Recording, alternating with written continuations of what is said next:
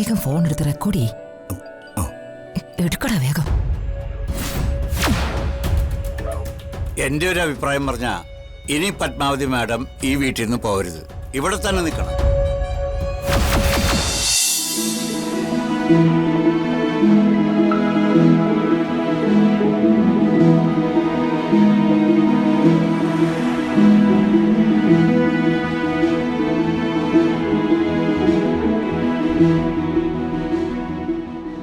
യാമിനി, രാധമ്മേ, ബാക്കിയുള്ളവരൊക്കെ എവിടെ?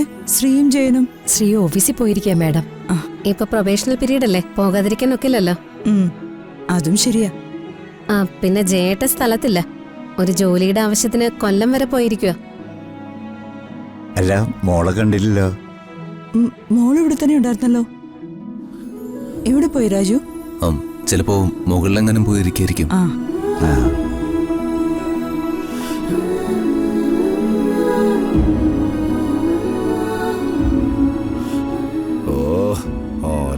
ഫാമിലി വന്നിട്ടുണ്ട്.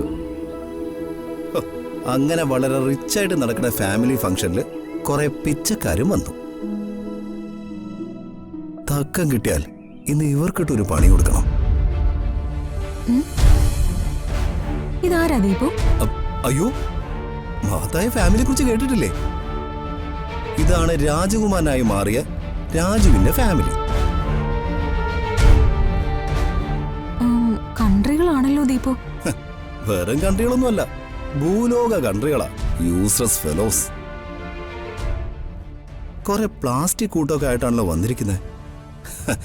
അതിന് വല്ല അച്ചപ്പവും മുറുക്കോ പപ്പടോടൊക്കെ കാണും. മരുമോളുടെ വയറ് വിശേഷം അറിയാൻ വന്നതല്ലേ. നീ വാ. വേണുവേട്ടാ, നമുക്ക് മോളെ കാണണ്ടേ? പിന്നെ വാ വാ.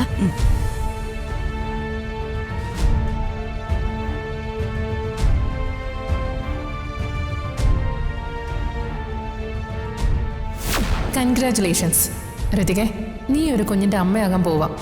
നീ ഗർഭിണിയാണെന്ന്. നീ ഗർഭിണിയല്ല ഋതിക.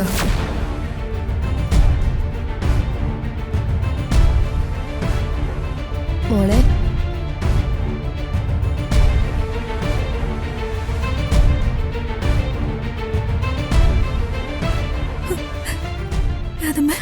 മോളെ,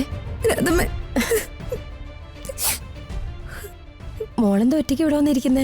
എന്തു പറ്റി? മോളെ? എനിക്ക് കാര്യം പിടികിട്ടി. നിനക്ക് എന്ത് പിടികിട്ടി? ഒരു ചമ്മല് പറ്റിയതല്ലേ, ആ ഡോക്ടർ കാരണം. അതൊന്നും സാരമില്ലെന്നേ. അതൊന്നും സാരമില്ല മോളെ.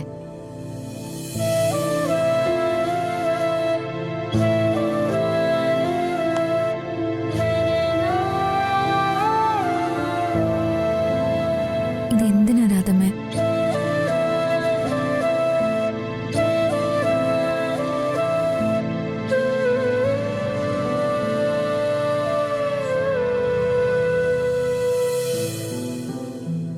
വിശേഷമുണ്ടെന്നാണ് ഇപ്പൊ തീരുമാനിച്ചതാ ഇത് വാങ്ങണമെന്ന്.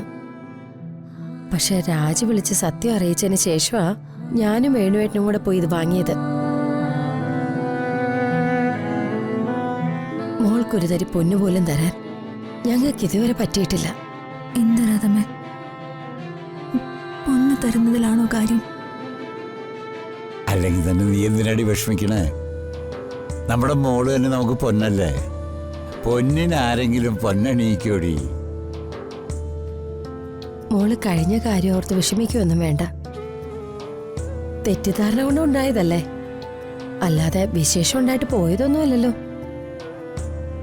അങ്ങനെയാണെങ്കിൽ ശ്രീലക്ഷ്മിയുടെ കാര്യം ഒന്ന് ആലോചിച്ച് നോക്കിയേ. വിശേഷം ഉണ്ടായിട്ട് 7ാം മാസമല്ലേ അവക്ക് ആ കുഞ്ഞിനെ നഷ്ടമായത്. അവളൊരമ്മയായി മാറിയവളാ. എന്തെല്ലാം സ്വപ്നങ്ങൾ അവള് കണ്ടിരുന്നു. എല്ലാം ആ ദുഷ്ട തകർത്തു കളഞ്ഞു. ഇത് അതുപോലൊന്നും അല്ലല്ലോ മോളെ. മോള് വിഷമിക്കാതിരിക്കെ. മോളെ, എല്ലാത്തിനും ഒരു സമയമില്ലേ? നമ്മുടെ സമയമല്ല ദൈവത്തിൻ്റെ സമയം. ദൈവത്തിൻ്റെ സമയത്ത് ദൈവം എല്ലാം നടത്തി തരും. അത് പോട്ടെ, ഈ ചടങ്ങ് പെട്ടെന്ന് എങ്ങനെയാ പിറന്നാൾ ആഘോഷമായിട്ട് മാറിയത്? അത് രാജുവിന്റെ ഐഡിയയാ. സത്യത്തിൽ ഇന്ന് ആ പാൽക്കാരി അംബികയുടെ ബർത്ത്ഡേ തന്നെ ആയിരുന്നു. പക്ഷെ എല്ലാരും മറന്നുപോയി. പക്ഷേ രാജു ഓർത്തു വെച്ചു. വരുന്ന ഗസ്റ്റുകളുടെ മുൻപില് എന്നെ കളിയാക്കാൻ തയ്യാറായി വന്ന് നിൽക്കുന്ന അംബികയ്ക്കിട്ട് രാജു കൊടുത്ത പണിയാ ഈ ബർത്ത്ഡേ ഫംഗ്ഷൻ. ഇത് 8ന്റെ പണിയൊന്നുമല്ല, 6-8-48ന്റെ പണിയാണ്.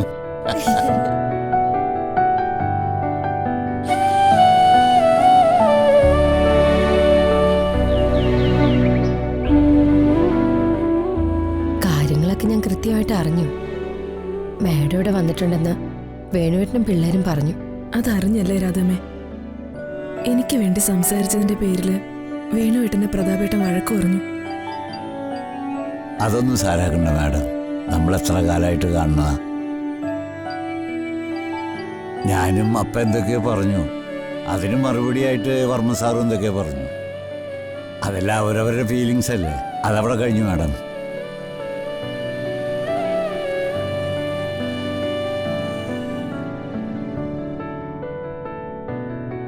എടാ അങ്ങോട്ട് നോക്കടാ.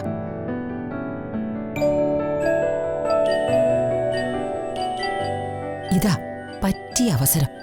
വേഗം ഫോൺ എടുത്ത് റെക്കോർഡ് ചെയ്യ്. എടുക്കടാ വേഗം. എൻ്റെ ഒരു അഭിപ്രായം പറഞ്ഞാ ഇനി പത്മാവതി മാഡം ഈ വീട്ടിൽ നിന്ന് പോകരുത്, ഇവിടെ തന്നെ നിൽക്കണം.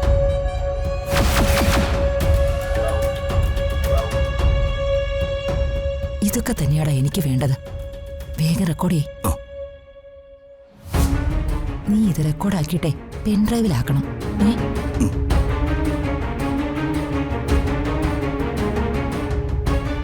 ഒരു ഉഗ്രൻ അടി ഉണ്ടാക്കാനുള്ള മാറ്റർ അവരായിട്ട് തന്നെ നമുക്ക് തരും. ഇനി ഇതൊന്ന് വർക്കൗട്ട് ആക്കി എടുത്താ മതി. അല്ല അതെങ്ങനെയാ? അതൊക്കെ ഉണ്ട്. നീ വാ വാ വാ.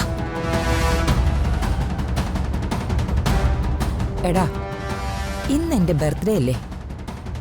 നമ്മുടെ ഹാളിലെ ടിവിയില് എന്റെ പല പല പിക്ചേഴ്സ് പ്ലേ ചെയ്യണം. അതെല്ലാവരും കണ്ടിങ്ങനെ വരുമ്പോ ഓർക്കാപ്പുറത്ത് നമ്മൾ ഈ സംഗതി കൂടെ അങ്ങ് പ്ലേ ചെയ്യും. പ്രതാപനെ അവര് പറഞ്ഞത് എന്താണെന്ന് അങ്ങനെ കേൾക്കട്ടെ. ഇത് ഉഗ്രൻ ഐഡിയ അമ്മേ, ഇത് ഞാൻ ഏറ്റു. അമ്മ ബാക്കി കാര്യം ചെയ്യ്. ശരി.